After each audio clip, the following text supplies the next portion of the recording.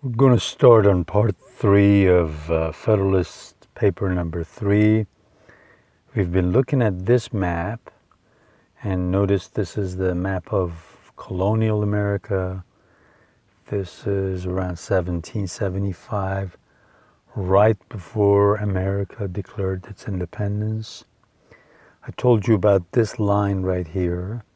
This is the proclamation, right? That's when this is after the war that Britain had with France, and in the Treaty of Peace, the King of Britain, in the Treaty of Peace, it was decided that none of these colonies should settle beyond this line. So they should stay right behind this proclamation line.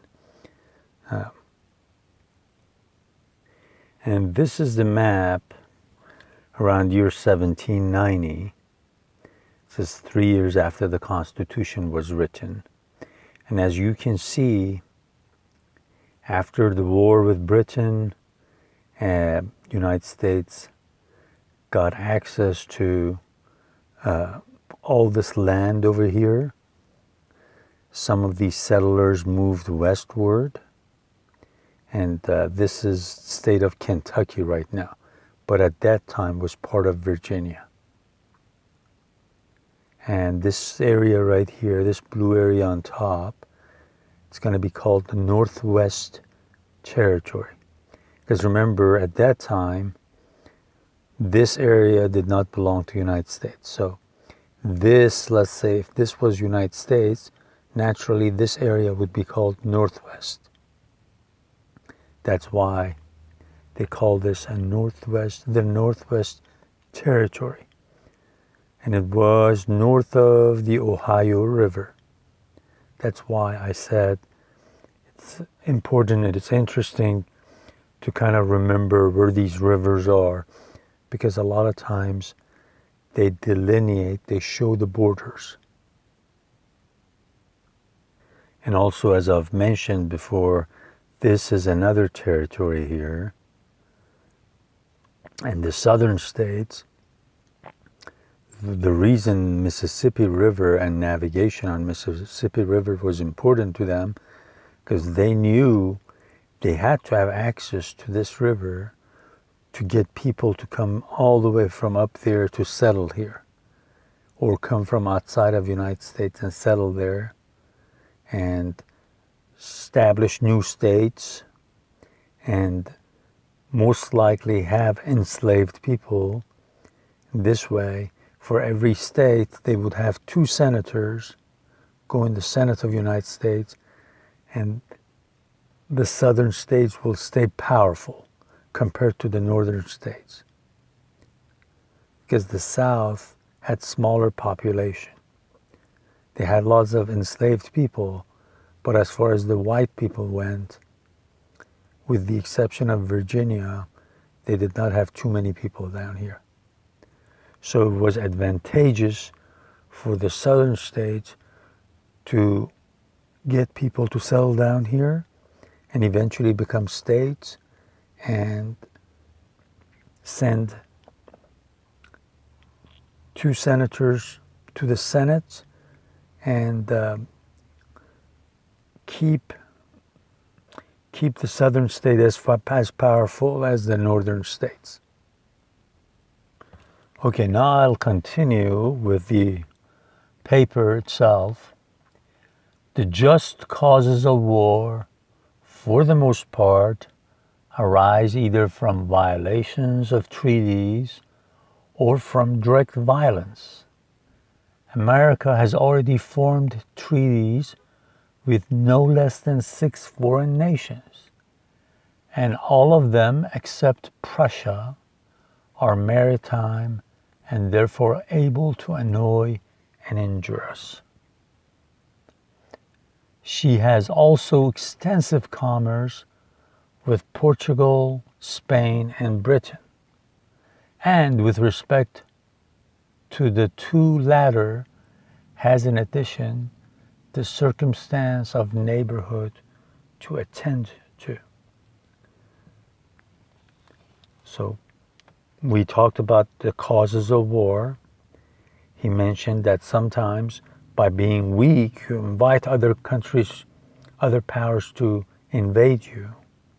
Or sometimes by making mistakes, you cause war. So he says, we can't assume that there will not be wars. And we have treaties. Some of these treaties, like with Britain, with France, with Spain, with Netherlands.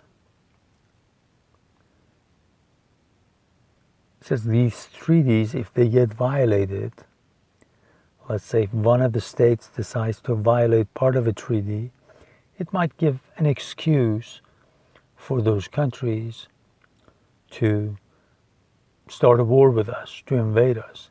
And he says a lot of them are maritime powers.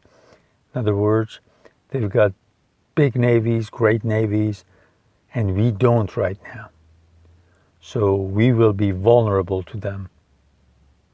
And at the end of the paragraph, remember it says, with respect to the two latter, has in addition the circumstances of neighborhood to attend. In other words, Britain and Spain with their empire, they're still around us, okay? They can cause us a lot of trouble. Not only they have powerful navies, but in the case of Britain, see, Britain is still in control of Canada. They've got forts around here that they have not left because as part of the Treaty of Paris between United States and England in 1783, Britain would leave these forts here in this area only after the people of different states will start paying their debt to England. Because a lot of people, both in North and South, were trading with England and they were buying things on credit. And they owed Britain some money. They owed England some money. So England said, okay, in part of the treaty, we will evacuate the forts that we are in right now in this area only after you guys pay us our debt. So British soldiers were still in these forts. And remember, Spain was in control of East and West Florida, which is this area and this area. So he says, not only we've got these powers that can invade us with ships from this side, they can come from all over here, but we've got two of our would-be enemies, people that can still be our enemies, surrounding us. Britain over here and Spain over here. So we have to make sure that we stay not only united, but also powerful. And in the next paragraph, he says, it is of high importance to the peace of America that she observe the laws of nations towards all these powers. And to me, it appears evident that this will be more perfectly and punctually done by one national government than it could be either by 13 separate states or by 3 or 4 distinct confederacies. So it says we have to stay powerful. We have to take care of what we owe. We have to stick to our treaties and actually act on the promises we've made. So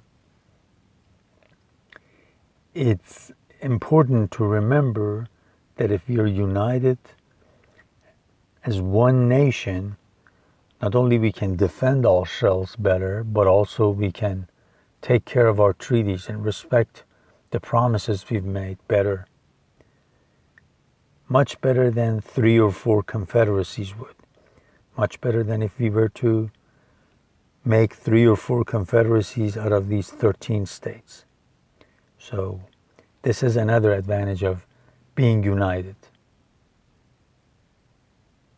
Just keep in mind, always keep in mind, that the division between these regions was real.